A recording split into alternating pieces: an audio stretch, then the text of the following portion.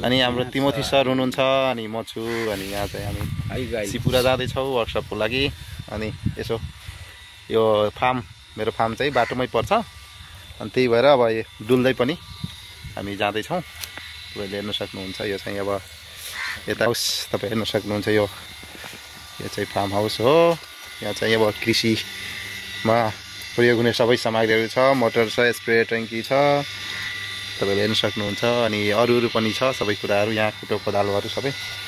अनि यहाँ चाहिँ अर्को एउटा कुरा हुँदैछ, यो चाहिँ चुलो हो, थारूहरूको चुलो। र यहाँ एउटा विशेष कुरा बनिरहेको छ। यो भित्र के छ भन्दाखेरि नि भित्र चाहिँ माछा छ र त्यो माछालाई चाहिँ स्मोकिङ गर्दैछ। यहाँ चाहिँ स्मोकी फिस सुन्नु भएको हुनसक्छ तपाईँहरू। भित्र हेर्नुहोस्, यो स्मोकी फिस बन्दैछ। यो चाहिँ हाम्रो थारूहरूको स्पेसल हो, यसले चाहिँ पक्ली भन्छ। अनि तपाईँहरूले पक्ली अनि अरू ठाउँमा स्मोकी फिस भनेर तपाईँहरू चिन्नुहुन्छ, तर यो खास हाम्रो थारूहरूको चलनअनुसार यसको नाम चाहिँ पक्ली हो। पक्ली, यस, धुवाले पुरै सुकाउँदै हुनुहुन्छ। अनि अब यता तपाईँलाई देखाउँछु म सिँचाइको लागि। यहाँ चाहिँ मोटर छ, हेर्न सक्नुहुन्छ, मोटर चल्दैछ। अनि हाम्रो झोलाहरू यहाँ अब झोलाहरू बिसाएको छौँ। अनि यहाँ चाहिँ अब कुलो यो चाहिँ पानी यता गइरहेको छ, यता आलु खेतमा पानी जाँदैछ। आलुलाई पटाउँदैछौँ हामी। आलु पटाउनु पर्यो, पटाउनु पर्ने बेला भएछ, पानी हाल्ने बेला भएछ यहाँ चाहिँ। अनि यता साइडमा चाहिँ यो सबै मकै हो। मकै सबै उम्रिसकेको छ अनि राम्रो भइरहेछ मकै चाहिँ एकदम हेर्दै राम्रो छ।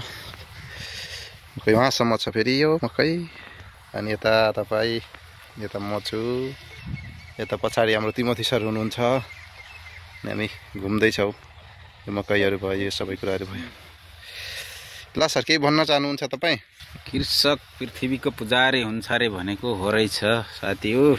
रमाइलो जिन्दगानी इलेक्ट्रोनिक मात्रैले चल्दैन, कृषि पनि समावेश छ।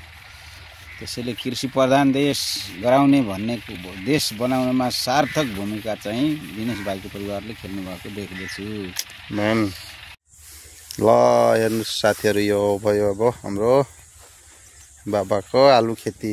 यो लसुन भयो, यो यहाँदेखि वहाँसम्म परसम्म पोल 2 फर्स्ट तेस्रो हेर्दैन नि त्यहाँसम्म आलु छ 2 बिघा जति।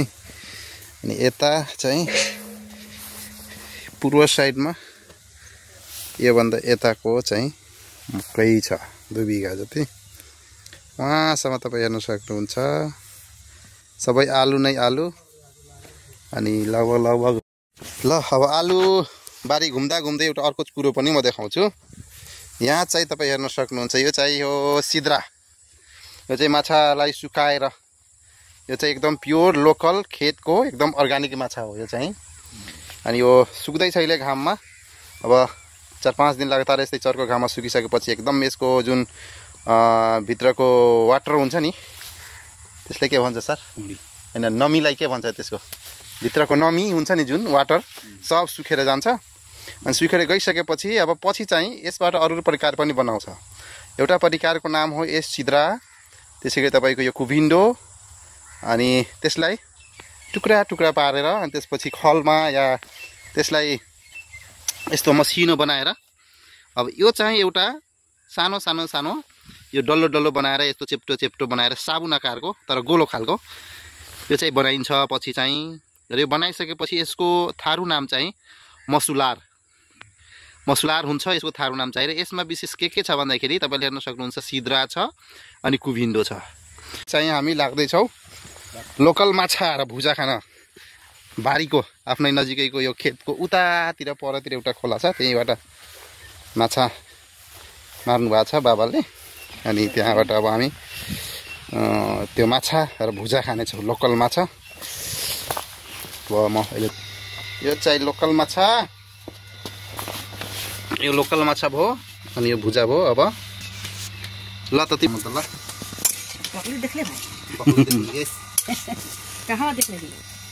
होइन सुखाइले भने सुखाइ त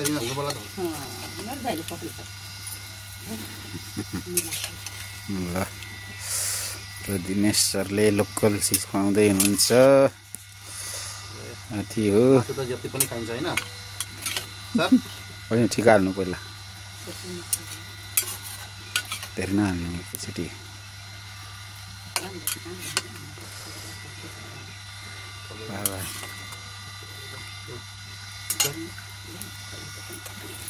ल अब यो लोकल माछा र भुजा अब हामी खाँदैछौँ। यसो तपाईँलाई पनि कुनै दिन मौका मिल्यो भने चाहिँ स्वागत छ है हाम्रो रौतहट जिल्लामा। दिँदैछौँ साथीहरू। अब अर्कोचोटि तपाईँको पालो आयो भने अब यतिकै हेर्नुहोस्, यो चाहिँ एकदम प्योर खोलाको माछा हो लोकल। यो पनि अहिले हामी लियौँ है त। ल धन्यवाद। यो हेर्नुहोस् साथीहरू, यो चाहिँ हाम्रो थारू भाषामा यता रौतहट र बारामा चाहिँ यो अर्को यो खरबाट बनेको छ भने त्यसलाई थोत्री, यो बाँसबाट बनेको छ अलिक ठुलो मुख भएको यसलाई सोढ्या भन्छ। र यो चाहिँ फिसिङ ट्र्याप हो। यो चाहिँ फिसिङ ट्र्यापको टुल्समध्ये एउटा हो। अनि तपाईँ हेर्न सक्नुहुन्छ यहाँ एक जोडी छ, दुईवटा छ यहाँ चाहिँ। यो कसरी प्रयोग हुन्छ भन्दा पनि यो केबाट बनेको छ भन्ने कुरा म तपाईँलाई भन्छु। यो चाहिँ तपाईँको बाँसबाट, तल तपाईँ हेर्न सक्नुहुन्छ सिँगै बाँस छ। अनि बाँसलाई यसरी चिरा पारेर अनि यो डोरीको माध्यमले चाहिँ यो इन्डिजिनियस नलेज युज गरेर यो चाहिँ बुनेको हो। अनि भित्र हेर्न सक्नुहुन्छ यो भित्रसम्म हुन्छ, यस्तो हुन्छ यो चाहिँ। अनि यो चाहिँ यस्तै पानी बग्दै गरेको अलिकति ओह्रालो छ भने त्यहाँ चाहिँ यसरी थाप्छ, यसरी थापिदिन्छ। अनि यहाँबाट पानी झर्छ, भित्र जान्छ पानी। अनि पानी चाहिँ पास हुन्छ, तर फिस आयो भने चाहिँ भित्रै अड्किन्छ। अनि रातभरि चाहिँ पासो थापिन्छ। अनि भोलि बिहान गएर फेरि यसलाई लिएर आएर त्यसपछि यसलाई फेरि यसरी घोप्ट्याएर त्यहाँबाट यहाँको फिसहरू निकाल्ने काम गरिन्छ। अनि यसमा विशेष गरेर राति यो कुलोमा भयो, त्यसै गरी तपाईँको यो धान खेतमा पनि यो पासो थाप्ने गरिन्छ। यो एकदम हाम्रो थारूहरूको यो चाहिँ पहिलादेखि चल्दै आइराखेको यो फिसिङ ट्र्याप र फिसिङ टेक्निक्स हो। अनि यसमा चाहिँ जे होस् थारूहरूले यसबाट फिसिङ गरेर आफ्नो तरकारीको जो गर्नुहुन्छ। धन्यवाद। यो त कुद्दै गरेको चाहिँ निलगाई है, ऊ गयो कहाँबाट आयो यस्तो यस्तैमा जङ्गलमै बस्छ यो। हेर्नुहोस् ल, अब हाम्रो खेतबारीमा चाहिँ यस्तो निस्किन्छ। अब यो निस्किसकेपछि फेरि हाम्रो सब खाएर सबैले खत्तम बनाउँछ। हेर्नुहोस् त, यो चाहिँ निलगाई यति नजिकै दिउँसै यहाँ रोड छ, भैँसी जस्तै देखिरहेछ त यहाँ। हाम्रो गाई भन्नुभएको छ, यो हाम्रो गाई भन्नुहुन्छ भन्थ्यो। ल